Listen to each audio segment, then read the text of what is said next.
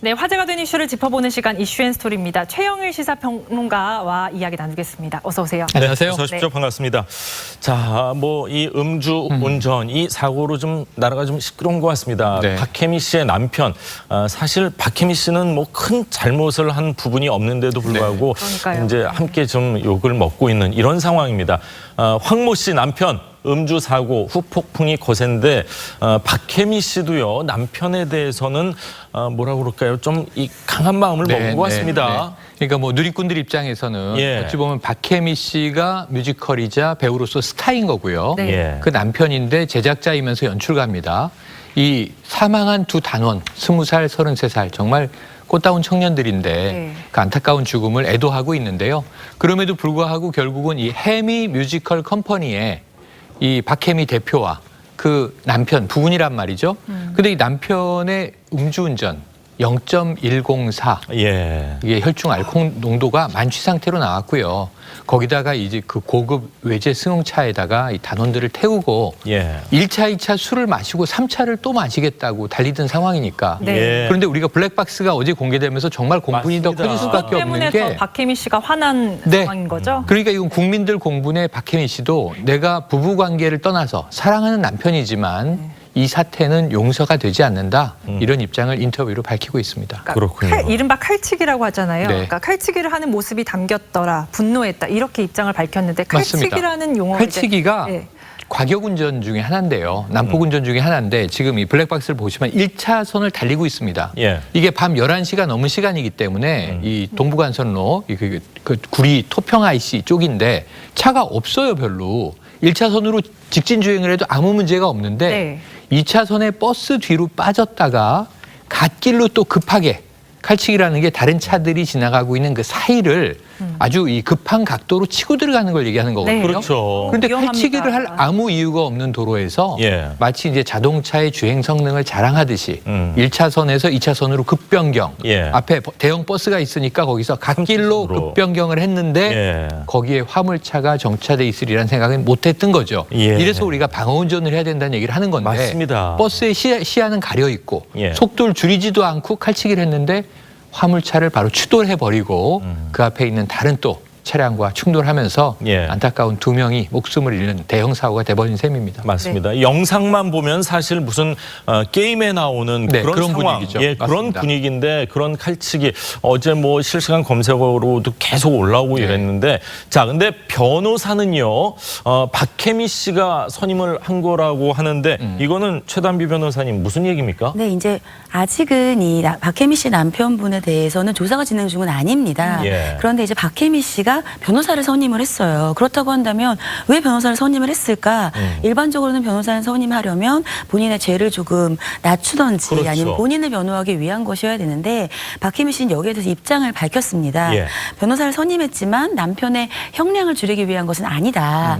피해자인 유족과의 대화를 해야 되는데 이 대화를 변호사를 통해서 하고 조금 더 협상을 잘하기 위한 것이다. 예. 라는 것이고요. 물론 유족에 대해서는 아직 변호사를 선임했다는 입장은 없지만 뭐 예. 유족이 변호사를 선임 안 하겠다는 건 아니고요. 박혜미 씨가 선임한 변호사의 입장이 이러한 것이다라고 밝히면서 지금 사망한 그런 피해자들이 박혜미 씨의 단원들이고 또 제자들이에요. 그렇기 예. 때문에 굉장히 마음이 아프다. 이런 아픈 마음도 함께 전했습니다.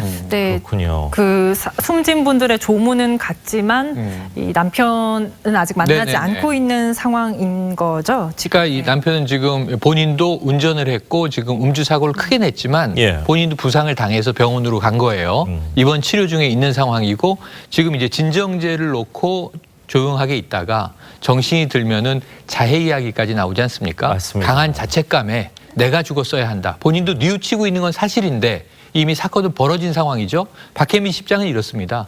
남편을 찾아가 봐야 지금 좋은 소리가 나올 것 같지 않다. 그렇죠. 사랑하는 남편이지만 엄중한 벌을 다 받기를 지금 바란다는 입장을 밝히면서 예. 정말 사랑했던 제자이자 단원 거기다 자신의 남편이 또 사고를 내니 안타까운 죄책감을 같이 끌어안고 있을 거 아니에요. 예. 그래서 지금 이 두 분에 대한 조문은 갖고 아까 말씀하신 대로 변호사 선임을 했는데 이런 얘기를 박혜미 씨가 했어요.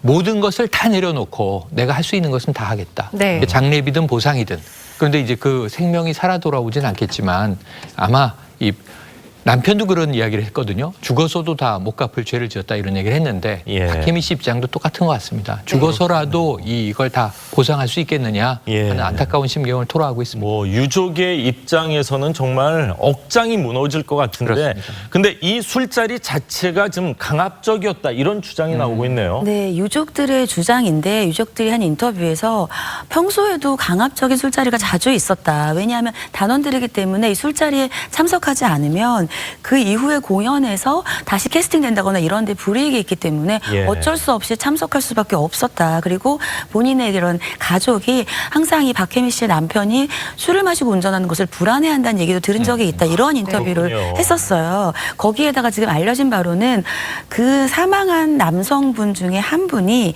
그 당시에 공연이 없었다는 거예요. 맞습니다. 그렇기 때문에 원래는 가지 않아도 되는 자리였는데 그렇다고 한다면 결국은 이 술자리가 강제성이 있었던 것이 아니냐라는 얘기였고요. 하지만 이것은 아직 뭐 경찰 수사 단계를 통해서 밝혀진 얘기는 아니고 그렇죠. 예. 유족의 이제 입장이기 때문에 이 부분에 대해서는 향후에 조사가 좀 더 필요해 보입니다. 네. 박혜미 씨는 어쨌든 강제성에 대해서 부정하는 입장인데 어쨌든 이 강압성은 어쨌든 또 다른 부분으로서 조사가 필요하다 이런 말씀이신 거죠? 그렇죠. 아무래도 이 강압성이 있다고 한다면 물론 음주 상태에서 자동차를 운전해서 사람이 사망하게 한 것에 대한 기본적인 특가법상의 범죄가 달라지는 것은 아니지만 술자리에 강압적으로 오게 했다. 평소에도 음주운전이 상습적이었다. 이러한 것들에 대해서는 형량이 조절될 수가 있기 때문에 예. 수사가 필요한 부분입니다. 예. 뭐 화면을 보시면 아시겠지만 네. 절대 음주운전 하면 안 됩니다. 그리고 과속만 안 했어도 이렇게 끔찍한 네. 결과가 나오지는 않았을 것 같다 이런 생각이 듭니다. 참 가슴이 아프고요. 다음 이야기를 좀 하겠습니다.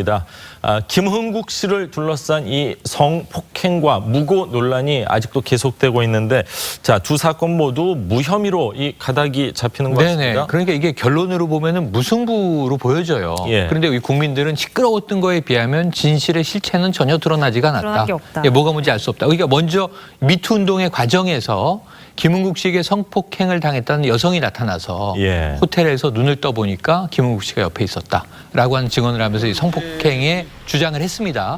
그럼 이제 김흥국 씨는 성폭행 혐의를 지금 받게 된 거죠. 김흥국 씨가 여기에 지지 않고 맞고소를 한 상태였어요. 네. 왜냐하면 저 여성이 무고하고 있다. 그런 사실이 없다. 이 성적인 문제가 없었다. 오히려 저 여성이 이 보험 설계업을 하는 분인데 자신에게 돈을 요구해왔다. 이런 이야기를 또 밝히기도 했죠. 그러니까 한 명은 지금 성폭행을 당했다라고 피해 여성이 주장을 하는 입장이고 김흥국 씨는 무고다. 네. 이건 억울하게 내가 지금 죄를 덮어쓰고 있다라고 또 맞고소를 한 상황인데 성폭행 혐의가 무혐의가 났어요. 처음에. 네. 예. 그러니까 김흥국 씨는 좀 한결 이 짐을 벗은 입장이었는데 그렇죠. 네. 그렇다면은 여성이 잘못한 것으로 보일 가능성이 높은데 예. 또 경찰에서는 무고도 아닌 것 같다. 네. 무고의 정황이 없다. 김흥국 씨가 진술한 거 외에는 예. 저 여성이 무고했다라고 보기가 어렵다. 그럼 이게 아까 말씀드린 대로 무승부가 된 거예요. 둘 다 무혐의가 돼버리면. 그래서 이제 사실의 실체는 우리가 알 수 없는 상황인데 여기에 대해서는 김흥국 씨의 반발이 좀 큽니다. 뭐냐면은 이제 어제 밤 인터뷰가 이런 거예요. 이 무고가 됐든 무혐의가 됐든 이렇게 뭔가 결정이 나왔으면 법적 상황을 내가 통보를 받아야 되는데 난 아무런 통보를 받은 바가 없다. 예. 예, 네. 끝까지 이제 자신은 이제 무고에 대해서는 주장을 할 것이다. 네. 그러면서도 이 여성이 사과 한마디만 한다면 예. 자기가 선처할 용의가 있는데 지금 이제 그 사과도 없이 자신은 이미 이미지가 다 훼손되지 않았습니까? 네. 여기에 대해서는 그렇죠. 좀 격분하고 있는 상황이고요. 예. 하지만 또 조금 여기 법조인인 우리 최단비 변호사가 네. 계시니까 뒤집어서 생각하면 사과를 하는 순간 그 여성은 잘못을 인정하는 게 돼버리잖아요. 그렇네요. 그러니까 그것도 쉽지 않다 이런 생각이 듭니다. 양측이 서로 성폭행과 무고 혐의로 고소를 한 상태에서 한쪽이 무혐의가 나오면 한쪽이 혐의 있음으로 나올 것 같고요. 그렇죠. 그러니까 시청자 입장에서는 맞아요. 또 한쪽이 혐의 없음으로 나오면 또 한쪽이 혐의 그렇죠. 있음으로 나올 거라고 생각을 하시는데 이런 경우 좀 많은 경우입니까? 많이 벌어집니까? 무고죄에 대해서 지금 현재 혐의가 없음이고요. 일단 여성분은 성폭행과 관련되어서 고소를 했는데 증거 불충분이에요. 맞아요. 그러니까 증거가 없기 때문에 인정할 수가 없다는 것이고 네. 무고는 어떨 때 처벌이 되냐면 이 사람의 형사처벌을 받게 하기 위해서 허위 사실을 알리는 경우예요. 근데 예. 이 여성 같은 경우는 본인은 정말 성폭행을 당했다 했다고 믿는 상태에서 고소를 했다고 경찰과 검찰이 본 거죠. 그렇기 때문에 이 여성이 단순히 김은국 씨를 예를 들자면 어떠한 처분을 받게 할 목적으로 아니면 망신을 줄 목적으로 한 것이 아니라 정말 어떠한 수사기관의 판단을 받아보고 싶다는 의지가 있었다라고 본 것이고요. 그렇기 때문에 무고죄에 대해서도 혐의 없음이 됐지만 네. 일반 분들이 보기에는 이렇게 고소도 하고 수사도 됐는데 김은국 씨도 문제가 없고 여성분도 문제가 없는데 그렇죠. 이렇게 생각을 할 수 있는 거죠. 그렇군요. 자, 그럼 뭐 사건의 진실이라고 해야 될까요? 뭐 사실 자체를 더 이상 밝히는 건 이제 불가능해졌다 이렇게 봐도 되는 건가요? 그렇지는 않은 것이요. 예. 지금 현재 경찰이 무고가 혐의가 없다라고 해서 검찰에 올렸어요. 예. 근데 검찰에서는 다툼이 있는 부분이 있다는 거예요. 네. 어느 사실관계에서는 무고죄가 인정될 수 있어 보이는 여지도 있다. 다툼의 여지가 있다. 그렇기 때문에 다시 재수사를 해라라고 경찰에 다시 내려보냈습니다. 그렇기 예. 때문에 경찰에서 향후에 다툼이 있는 여지가 없을 정도의 수사를 할 것으로 보이고요. 이 단계에서 만약에 어떠한 다른 정황들이 보인다고 한다면 무고죄에 대해서 다시 한번 판단해 볼 여지는 있어 보입니다. 아직 다 끝난 게 아니군요. 무고죄는 그러니까. 끝나지 않았어요. 그렇기 때문에 김은국 씨가 나는 통지를 받지 못했다 이렇게 얘기를 하고 있는 겁니다. 예.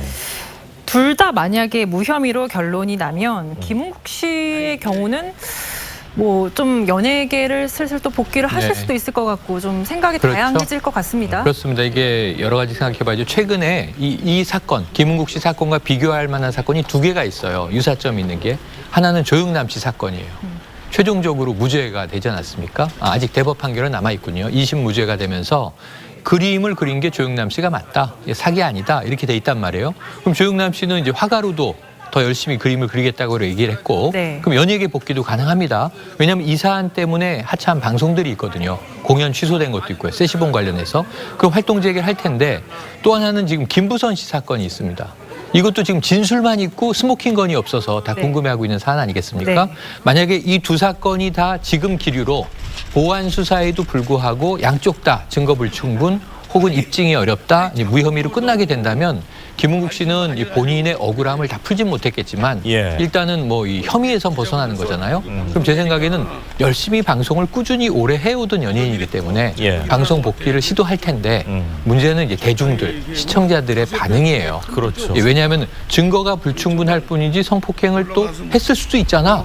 이런 여론이 높다 보면 네. 그 밝은 이미지로 돌아가기가 쉽지 않지 않습니까? 그렇군요. 그래서 이게 자숙기간으로 연결될 것인지 예. 아니면 부분적인 활동을 이제 재개할 것인지 예. 김은국 씨의 판단과 더불어서 또 대중들의 판단도 남아있다 이런 예. 생각이 듭니다. 네. 과연 여론이 뭐 어떤 방향으로 흐를지는 좀 더 지켜봐야 지켜봐야 될 것 되겠습니다. 같습니다. 자, 두 분 말씀은 여기까지 듣겠습니다. 감사합니다. 고맙습니다. 고맙습니다.